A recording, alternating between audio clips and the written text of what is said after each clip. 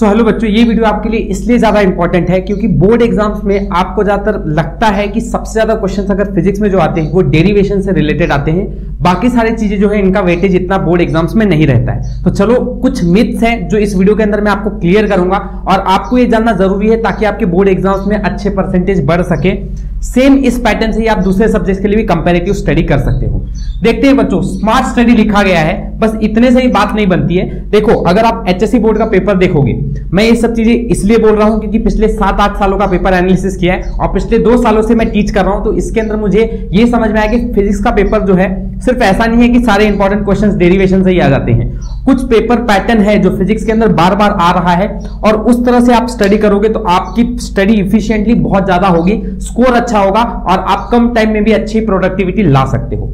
चलो देखते हैं। सबसे पहले बच्चों, अगर मैं आपको कुछ कंसेप्ट क्लियर करूं, मिथ्स हैं कि अगर आप देख रहे हो, आपको लगता है कि डेरिवेशंस का मार्क्स एचएससी बोर्ड में वो सबसे ज्यादा रहता है।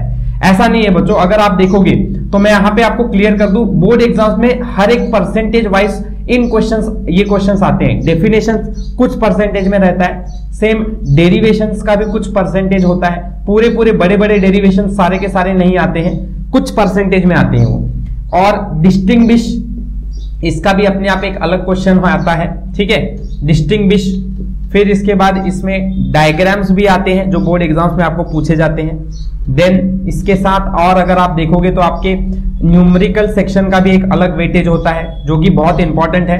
और इसके साथ आप ये भी देखोगे कि कैसे अदर क्वेश्चंस भी आप लोगों को इंपॉर्टेंट है करते समय, ठीक है। अब वो क्या रहते हैं, कैसे रहते हैं, ये सब चीजें हम ऐड कर रहे हैं। इसके अंदर मैं आपको अपने आप बता दूं कि एमसीक्यू इन्हीं में से मिलकर जुलकर कहीं कहीं से आता रहता है। जैसे फॉर एग्जांपल अदर क्वेश्चन के अंदर मैं एमसीक्यू को ऐड कर रहा हूं और डेफिनेशन भी एक पार्ट रहता है जो कि एमसीक्यू की तरह आपको पूछा जाता है, ठीक है। तो एमसीक्यू के लिए ही ये 2 क्वेश्चन हैं। तो एमसीक्यू पैटर्न आप याद रखना कि ये भी दोनों इन सब में ही इंक्लूड हो जाएगा, ठीक है, क्वेश्चन 6 और क्वेश्चन 1 में। चलो, सबसे पहली बात मैं आपको और एक सही बात बता दूं, जैसे कि आप बोर्ड एग्जाम्स का पेपर अगर देखते हो, फिजिक्स का पेपर आपका टोटल कितने मार्क्स का रहता है बच्चों? 98 मार्क्स का रहता है। इसमें से बच्चों आपको 70 मार्क्स लाने रहते हैं। मैं प्रैक्टिकल क्वेश्चंस की बात नहीं कर रहा हूं, प्रैक्टिकल 30 मार्क्स अलग से रहते हैं, पर अगर आप क्वेश्चन पेपर पूरा देखोगे फिजिक्स का 98 मार्क्स का रहता है। इसमें से आपको 70 मार्क्स स्कोर करना रहता है, राइट। तो इधर आपको यह समझ में आना चाहिए कि भाई 98 मार्क्स में से मुझे 70 लाना रहता है, मतलब उसमें से आपको 60, 50, 40 जो भी पढ़ रहा है वो पढ़ रहा रहता है, राइट। अच्छा, तो अभी फिलहाल मैं आपको ये सब जो क्वेश्चंस बताऊंगा वो 98 मार्क्स के पॉइंट ऑफ व्यू से बताऊंगा, इसलिए ध्यान से हर चीज को नोट जरूर करना, ठीक है। अब बात कर लेते हैं बच्चों। देखो, अगर डेफिनेशंस आप एचएससी बोर्ड के पेपर में बात करते हैं तो देखो बच्चों, कुछ बातें मैं क्लियर कर दूं आपको। डेफिनेशन अगर आप 2022 फेब का पेपर खोलोगे, 2022 फेब का पेपर खोलोगे और वहां पे एनालाइज करोगे, ठीक है, तो वहां पे आपको मिलेगा कि डेफिनेशन जो है आप लोगों को लगभग 22 मार्क्स तक के आए हुए थे। 22 मार्क्स के डेफिनेशन आए थे 2022 के अंदर। सेम 2000 फरवरी 23 का पेपर खोलोगे तो आपको 17 मार्क्स के पूरे आपको डेफिनेशंस पूछे गए थे।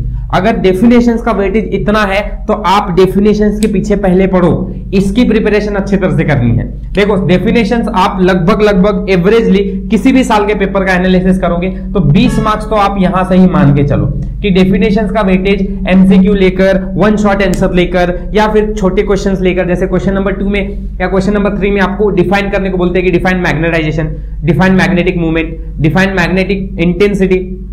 ऐसे 3-3 मार्क्स के लिए ऐसे ससेप्टिबिलिटी क्या है, ऐसे बोर्ड एग्जाम में कितनी बार सवाल आया हुआ है। 2 मार्क्स के लिए आपको कोई भी 2 डेफिनेशन पूछा जाता है, वो बताना रहता है। फर्स्ट लॉ ऑफ थर्मोडायनेमिक्स क्या है, ये 1 शॉट के अंदर एक 1 सेंटेंस के अंदर एक क्वेश्चन आ सकता है आप लोगों को। तो डेफिनेशन ऐसे कर करके आप 20 मार्क्स का तो डेफिनेशन तैयार कर लेते हो अपना। तो पहली बात तो इस चीज से क्लियर रखो कि डेफिनेशन ही इंपॉर्टेंट है और उनको 20 मार्क्स तक के लिए एचएससी बोर्ड में हर साल एवरेजली पूछा जाता है। मैं एवरेज बता रहा हूं, हर साल के पेपर को 5-6 साल के पेपर का एनालिसिस करके, ठीक है। दूसरी इंपॉर्टेंट बात बच्चों, अब डेरिवेशंस जो कि आपको लगता है बहुत ज्यादा है, तो 28 से लेके 30 मार्क्स तक के आपके डेरिवेशंस होते हैं सिर्फ बोर्ड एग्जाम्स में।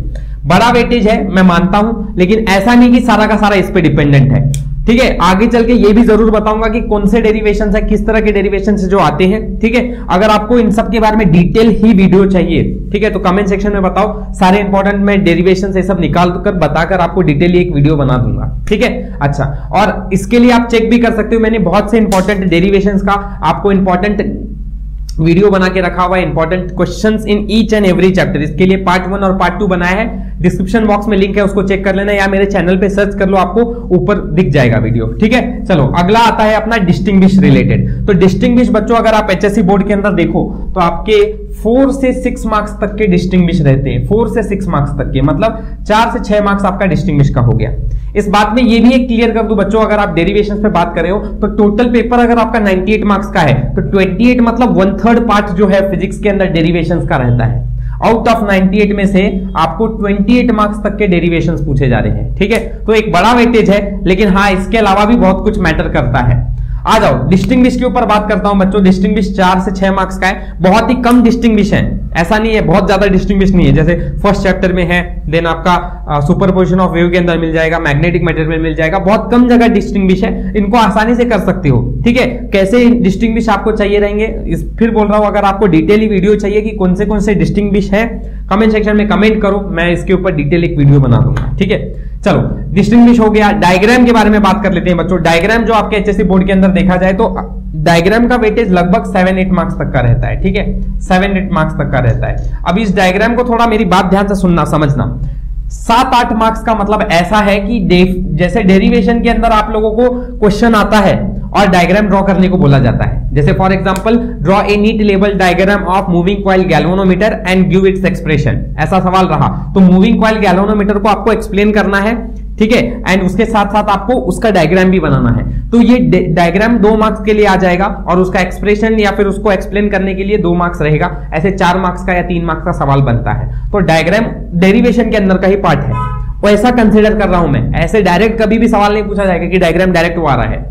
ठीक है, हाँ कुछ क्वेश्चंस में रहता है, जैसे वेन डायग्राफ जनरेटर का डायरेक्ट सवाल आ जाता है तो डायग्राम ड्रॉ करने के लिए। ये फोटो इलेक्ट्रिक इफेक्ट का भी क्वेश्चन रहता है कि ड्रॉ ए नीट लेवल diagram of photoelectric effect and also give explain it working construction. तो ये इसी के अंदर का पार्ट रहता है, पर यहां पर आपको अलग से आपको समझना जरूरी है कि डायग्राम्स ऐसे कर करके आपके 6-7 मार्क्स के 8 मार्क्स के एचएससी बोर्ड के अंदर रहते हैं।